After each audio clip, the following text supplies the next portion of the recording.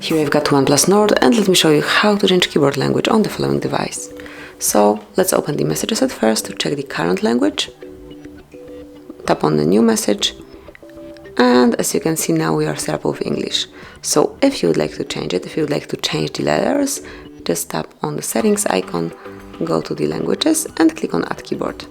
Here you can pick whatever you want to apply. As you can see, the list is super wide, so everyone will find something suitable.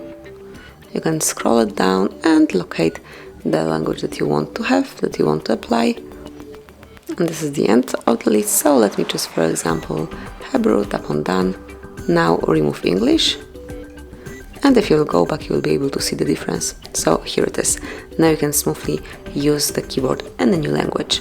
Then, if you would like to change it again, just tap on the settings and perform the same operation. Languages, add keyboard, pick the one that you would like to add, remove unnecessary language, and here you've got the new language. In my case, this is again English.